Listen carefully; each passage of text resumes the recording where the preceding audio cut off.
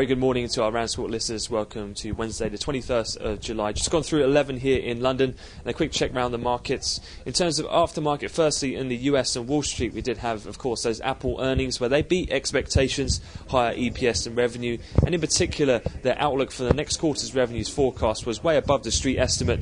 And in terms of aftermarket, they're up around 3%, and in Frankfurt floor trade they're up a further 4.5% this morning.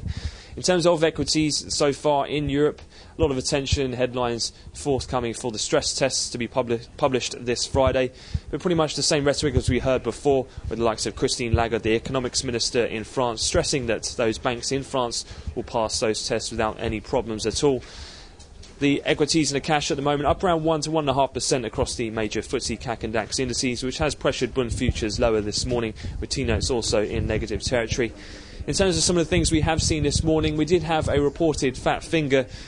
It was blamed by a Dutch bank putting in an incorrect order for a spike lower briefly at around 8 o'clock AM London time in sterling for the currencies. However, that move has been completely retraced, again being put down to a trading error rather than any fundamental news flow.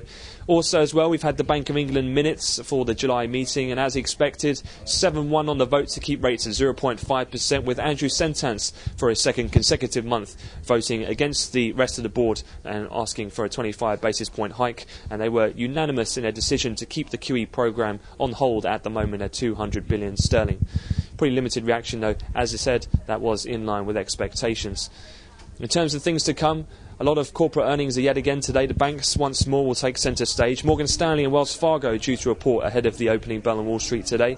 And then in terms of the actual economic releases from the US, pretty light on the ground, with attention turning to the semi-annual testimony from the Fed Chairman Bernanke. That'll be due at 7 o'clock London, so 1 in Chicago, where he'll be looking to reassure the markets after last week's bout of weak economic data from the US. That concludes the EU morning wrap-up. We'll have another update from RANsquawk at the European cash equity close. And I wish you all a great trading day.